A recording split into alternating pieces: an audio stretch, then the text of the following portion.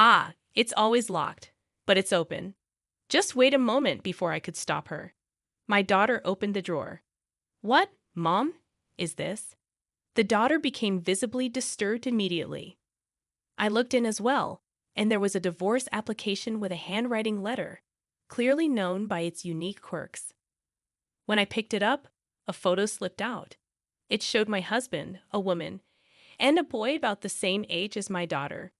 On the back of the photo, along with the date, it read, "With my beloved." Seeing this, I immediately understood. Mom, does this mean Dad is cheating? Let's take this opportunity to clear things up once and for all. I smiled at my daughter and gave her instructions to tidy up. That day, we submitted the divorce application to the city court. Having tidied everything up cleanly, we decided to leave our home. I am Anna. I live with my husband and our daughter, a family of 3. I met my husband, Nathan, when I was 28 years old. I was working as an office clerk, and he was in sales. We started talking through work, and we both enjoyed drinking, so we began going out for drinks more often. Growing conscious of each other, after he confessed his feelings to me, we dated for 2 years before getting married. Things were going well for us. However, even a year after our marriage, we were not blessed with children.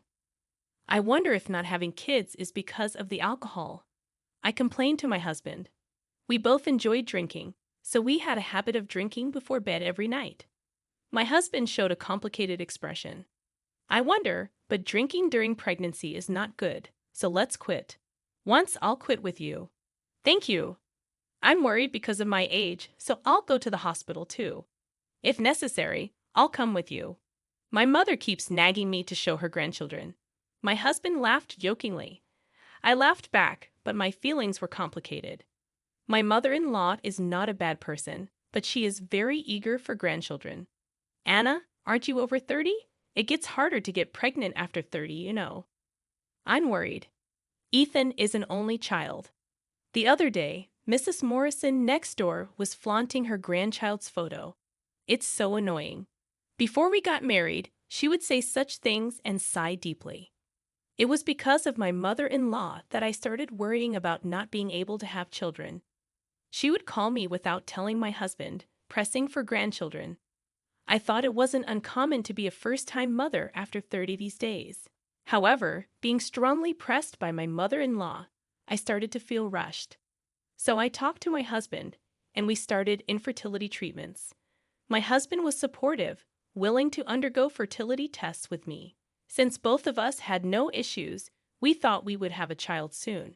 However, despite the accumulating treatment costs, I couldn't get pregnant. Gradually, my husband began to vent his frustration about not having a child. Why can't you get pregnant? There's no problem, right? Just get it over with. You're taking off work to go to the hospital too much. Think about me working at the same place. What can I do? I want a baby soon too. It's hard for me to ask for time off. It's not just about you. Then quit your job. Stress isn't good, right? We can get by on my earnings alone. My husband must have reached his limit. Just quit tomorrow. Anyway, missing one clerk won't cause any trouble, and the gap will be filled quickly. Wait, just like that? All of a sudden? Let's do that. I'm going to bed now since it's early tomorrow. Good night. Saying this, my husband forcefully ended the conversation, and under his pressure, I quit my job. My dream of being an independent woman was cut short there. But I do want children. It's fine to return to work after having a child. For now, let's focus on trying to conceive. I reconsidered and tried to stay positive. However, my hopes were gradually crushed. Hey, since you're not working, at least take care of the house properly. We don't even have kids. I'm sorry, the hospital was so crowded today. I couldn't come back earlier and microwaved pasta. Are you kidding me? Even when you were working, you managed to cook something decent. I'm sorry, I was just too tired. Asterisk sigh asterisk.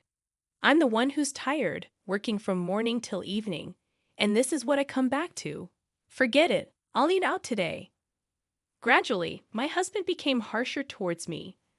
I felt it was verbal abuse, yet feeling inferior because I had quit my job and was being supported by him.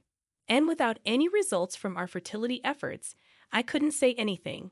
I spent my days walking on eggshells around my husband, who complained about the housework. This behavior did not change even in front of his mother, who, instead of reprimanding him, joined him in pressuring for grandchildren.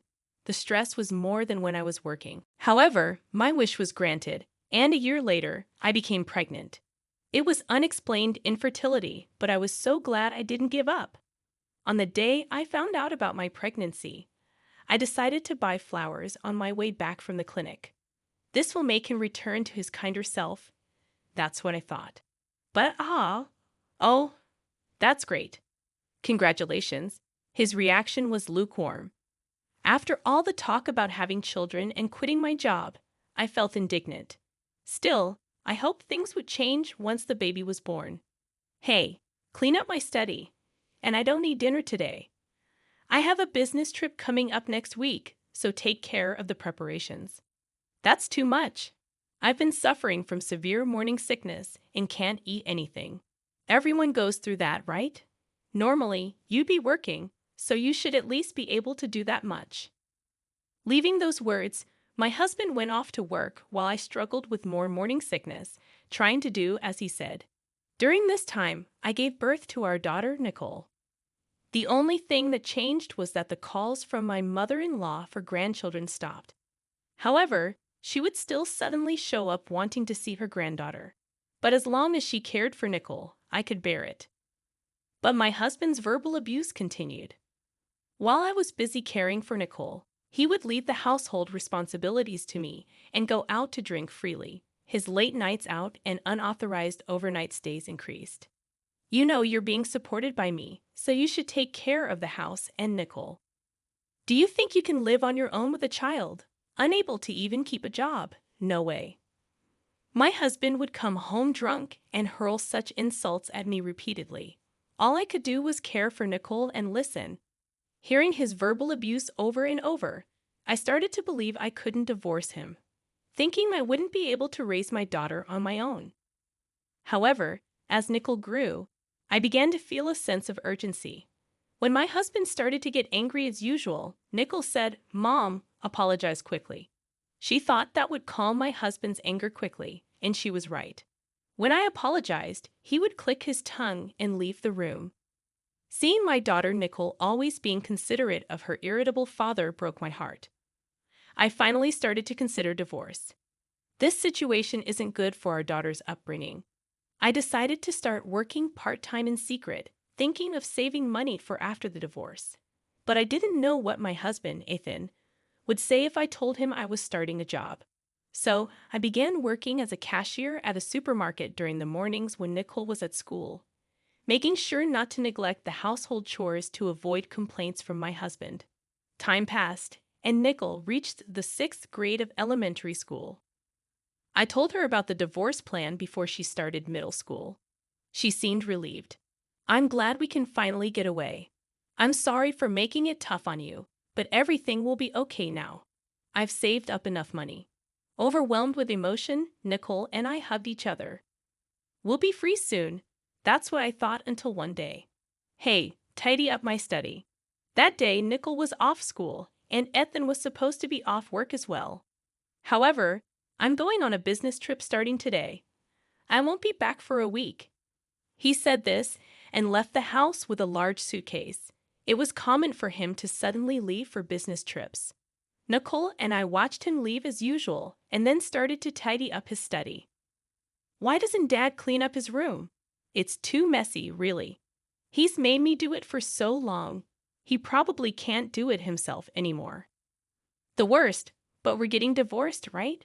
We can get away. Just a bit more patience. Saying this, Nicole started picking up her father's clothes with a determined gesture. When I began tidying the desk and its surrounding papers, I noticed something unusual.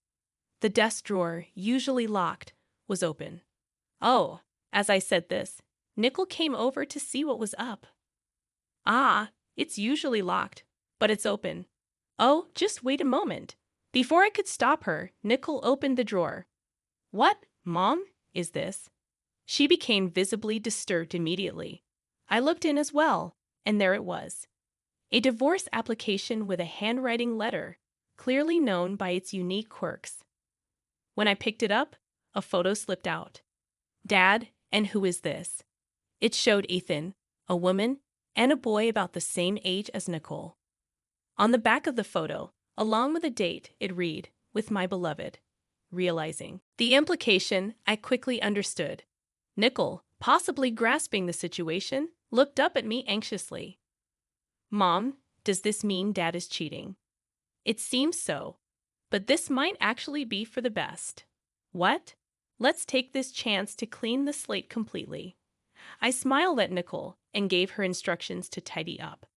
After finishing the cleanup, we decided to leave our home, packing only the essentials and arranging for a moving company to handle the rest. We moved into a short-stay apartment while searching for a place to live permanently. That day, we submitted the divorce application to the city court. From that day on, Ethan felt like an ex-husband to me. I considered hiring a detective agency, but wanting to save money for the future, I decided to look for evidence of the affair myself. My ex-husband underestimated me as I found evidence quickly.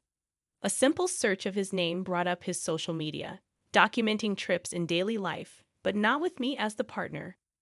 There were also many videos and photos left on his computer, perhaps to save space on his phone. It was undeniable proof of the affair. Based on this, I sought legal advice. Then, on the day my ex-husband was supposed to return from his business trip, I received a call. "Hello? What the hell is this? What do you mean there's nothing left in the house? What did you do?" "You told me to tidy up, so I did." "Stop joking and come back. Where are you?" "I won't be returning. I'm divorcing you." "What? Why?" "You have the nerve to ask. Cheating and starting another family, and you don't know why." "How did you find out?" "You've been pretending to be on business trips. I've seen everything on your social media and computer. I even found out about the other home you have, all thanks to her parents, right?" Ethan was clearly shocked to learn how much I knew. "You were careless. You didn't think I would do something like this, did you? You'll struggle without me. How will you manage financially? A woman like you can't survive on her own." "Maybe, but it's better than staying with an abusive husband like you. I'll be taking compensation and child support from you. Please communicate through my lawyer from now on. Goodbye." I hung up. My ex-husband tried calling several times, but I blocked him. Even my mother-in-law reached out. A good wife forgives her husband's affairs. Don't make such a fuss and come back home. Forgive an affair and abuse with a son about my daughter's age? I can't do that. I won't be in contact with you or let you see my daughter. That's ridiculous. Even if you divorce, she's still my daughter. You can't take her away. This is also what my daughter wants. She suffered because of her father and doesn't want to see you either. That's absurd. Goodbye. I continued to block calls from her, feeling relieved to be rid of unnecessary burdens. I found a modest apartment for our next home and moved our belongings there. Despite using a significant portion of my funds, I felt relieved about starting anew. After moving, I initiated claims for compensation against my ex-husband. Initially resistant, my ex-husband quickly signed the documents when I mentioned returning to my previous job, which is also his workplace. Please don't do that. It'll ruin my reputation. My previous workplace is also my ex-husband's workplace. He must have realized it was only a matter of time before it became known. He signed out of self-preservation, agreeing to a lump sum payment. Then, through the lawyer, the mistress requested to meet. It seems she's quite remorseful. She wants to apologize in person. Persuaded by the lawyer's words, I agreed to meet. I chose a cafe as the meeting place. The woman who appeared was well-dressed and beautiful. "Nice to meet you. My name is Tracy Brown. I sincerely apologize for the trouble I've caused." "Nice to meet you." An awkward silence filled the air. I had no intention of forgiving her, but I was curious about her side of the story. She began to speak slowly, revealing that she initially thought he was single. When she discovered she was pregnant, Ethan confessed he was married but promised a swift divorce. However, soon after her pregnancy came to light, he told her a divorce was no longer possible. Then her parents suggested she could still have a family with him. Able to cut ties with Ethan, she accepted her parents' proposal. In reality, we were not divorced, and the marriage registration we submitted was never processed. So, you've been with my husband for over 12 years? Yes. He had told me he divorced 10 years ago, but I continued the relationship for 3 years even after knowing about you. I am truly sorry. Now I've decided to end things with Ethan. I loved him, but I've realized I was just convenient for him. How so? The moment he knew you found out, he started treating me like a cash cow. My parents are quite generous with me, their only child, and he depended on that. Our life was largely supported by my parents, and his lies became unforgivable. I see. And this is the compensation from my parents. She handed me a white envelope. I silently accepted it. She apologized until the end and then left. Perhaps she too was fooled by a foolish man. Afterwards, my daughter and I started a new life. When I explained my situation to my part-time job, they offered me a full-time position. Nicole no longer had to tiptoe around an adult's mood at home and seemed to smile more. I too have begun to feel more at peace. What would you like for dinner tonight? I want an omelette. Great idea. All right, love you, Nicole. With ketchup then. All right, love you, Mom. We spent the evening laughing together, planning to live for each other's happiness moving forward.